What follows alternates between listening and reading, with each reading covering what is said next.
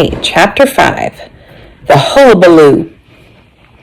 The moment I said out loud that Miss Mary Ann could be a murderess, I knew it to be a ludicrous notion.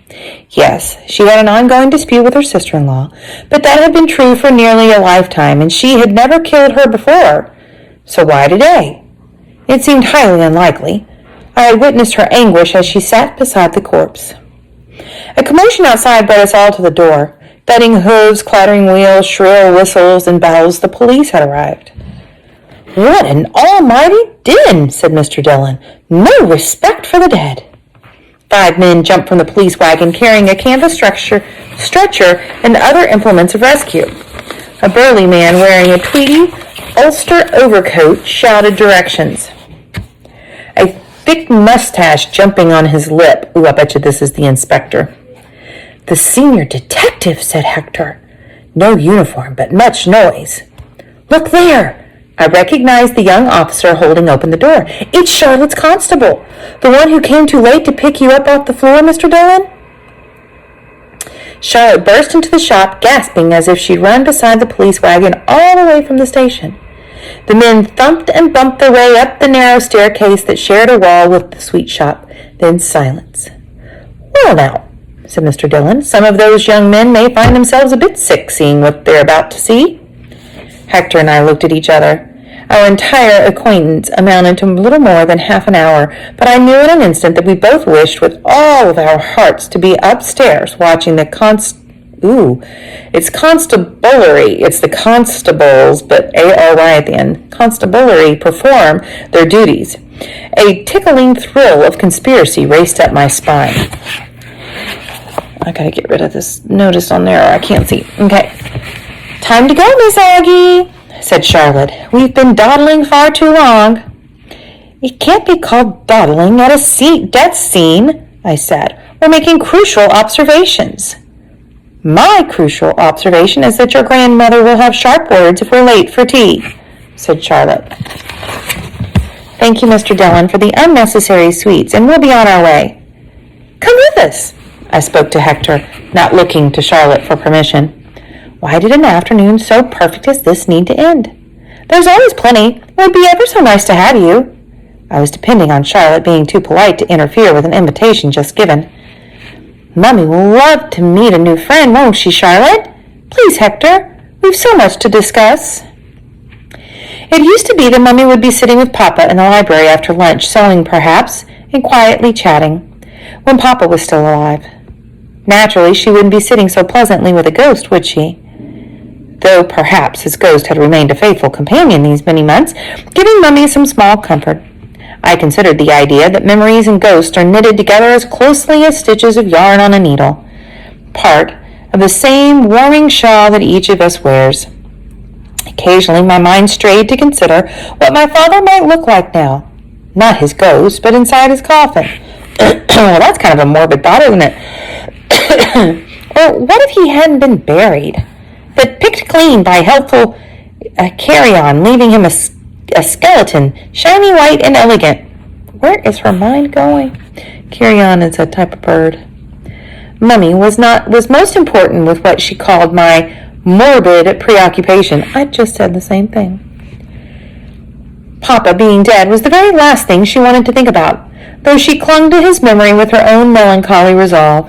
Quite recently I had discovered a memento tucked under her pillow, the stub of a pencil in an envelope labeled "Last pencil ever used by Fletcher." Its end was dented with the marks of Papa's teeth as he would gnaw in concentration while he tabulated numbers. It was my fervent intention to tell Mummy the afternoon's news in a calm and factual manner. Despite my plan, I dashed across the dining room and draped myself around her. "Oh, Mummy!" The clicking of... Let me move this over. There. The clicking of Granny Jane's knitting needles paused, as if waiting to hear what came next.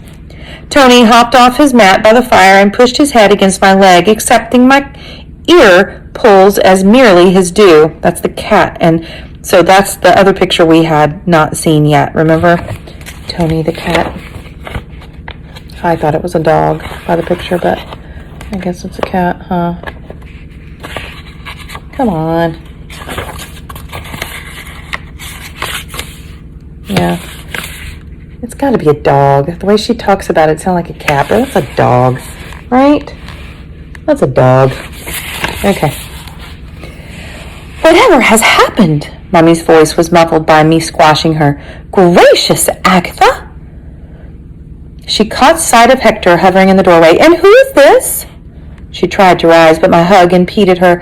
And there are now boys in the mermaid room? Granny put her knitting back into its basket. This was a novelty not to be missed. Granny knew that there was getting ready to be a fun little exchange, wasn't there? This is Hector, Mummy. Hector Poirot. I tried to remember the sequence one should follow when making introductions. Hector, this is my mother, Mrs. Morton, and this is my darling, Tony, dog. Yes, dog then. Tony sniffed Hector's shoes and seemed to approve. But oh dear, perhaps Granny Jane should have been first since she was so old and also a person. Oops. This is my grandmother, also Mrs. Morton. Hector performed perfectly. He gave a small bow to each woman in turn and even clicked his heels together. Oh, said Mummy, a bit surprised. Mummy, I told you how we met Hector last week in Mr. Dillon's shop. Today I have invited him for tea. Well, lovely to have you here, Hector. And how was the dancing lesson? Were you all resting on your laurels after last evening's triumph? The lesson didn't happen at all. You'd best stay sitting, Mummy, because when I tell you... I took a deep breath. There was a dead body under the piano, not crushed by the piano, just lying there under it, with one side smashed up against one of the pedals. I was the one who saw her first, wasn't I, Miss Charlotte? Yes, miss. Goodness, cried Mummy. Not dear Miss Marianne. No, Miss Marianne is perfectly well, but she'd rushed off to find a doctor, so there I was with... Mummy was on her feet, hands pressed to her face. Agatha, this is frightful! She turned on Charlotte, hovering in the doorway. How could you let her see such a thing? You're meant to be protecting her. Oh, certainly, Miss Morton. I attend Miss Aggie at every moment. Her tone made clear that the task was not a restful one. It's not Charlotte's fault, Mummy. I just happened to be the first to the door. You haven't said who died, said Granny Jane. I'm trying to be patient, but really, this is the most slipshod report. It was the captain's wife, said Charlotte. The captain's widow, I corrected. Rose's mother, Mrs. Eversham, from next door. Irma? Mummy's hands reached backward for the arms of her chair. Cora? Granny stepped toward Mummy, but Hector was closer. Please to sit, madame, he said softly. He held her elbow and guided her into the chair. Tony's nose gently nudged Mummy's hand until she stroked his neck. He was very good at knowing where he was needed. He'd been sleeping on her bed since Papa died, and they were now the best of friends. Pets do that, don't they? That's why we need to have Pet Day on Friday. Pets just happen to know when you need them. Granny Jane opened a cabinet and withdrew a bottle with a gold label embossed with a red seal. She poured amber liquid into a teacup and added a spoonful of sugar. Brandy for shock, my dear. Sugar for sugar's sake. Mummy drank it in 2 gulps, giving a little shudder in between. I should like to go to my room, she said. Charlotte, will you bring a hot pan from the kitchen to warm the bed? Their footsteps had scarcely faded down the hallway when the front door knocker banged. We all jumped a little. Most visitors knew to come to the less formal side door, or even all the way around through the garden to the kitchen.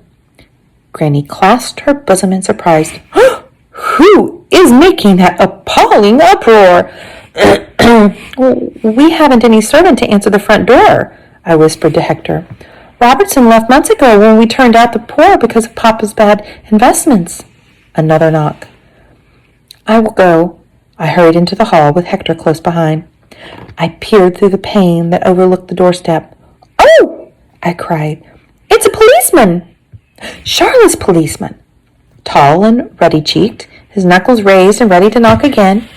Next to him, stamping enormous boots, was his bushy-lipped superior. I opened the door. I am Detective Inspector Locke, the man announced, and this is Police Constable Beck. We remember Beck's name, right? I bobbed my head and stared at his boots, willing the words to come out. In rather a mumble, I managed that Mummy was indisposed, but Granny was in the library. Then take me to the library, said the inspector.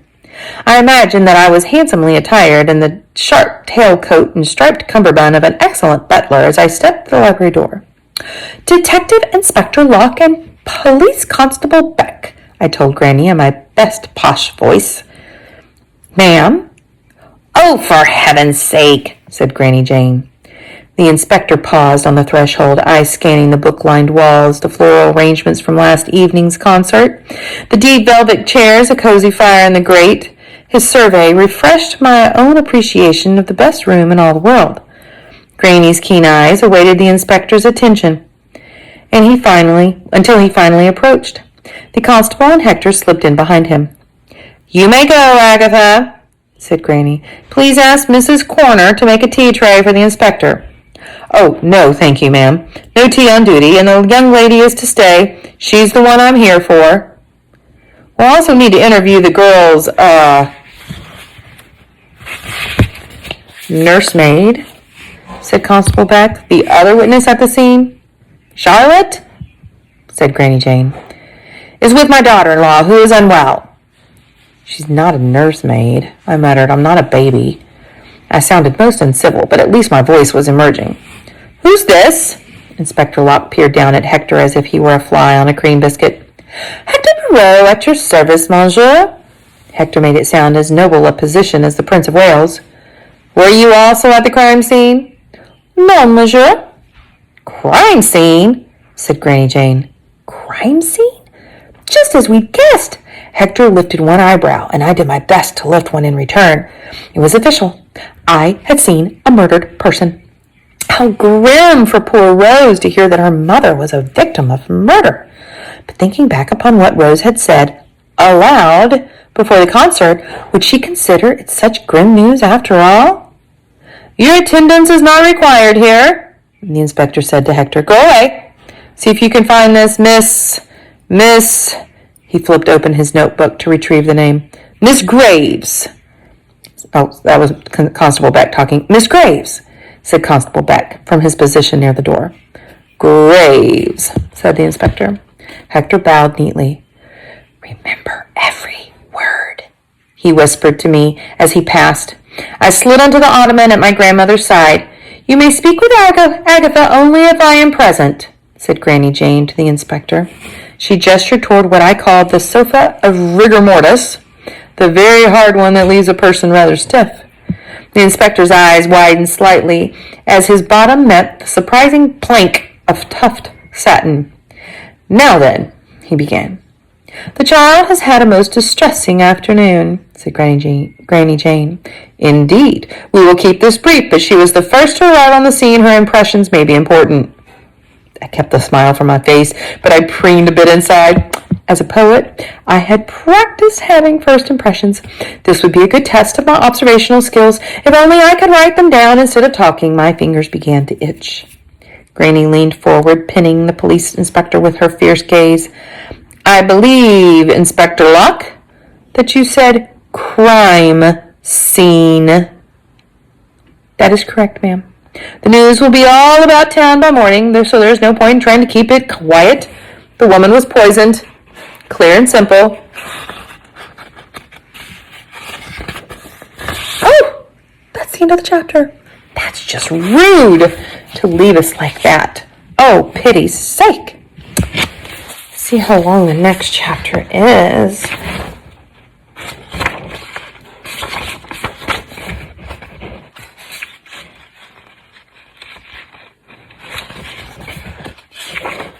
Yeah, it's just as long, so I don't quite have time to read it right now, so sorry everybody.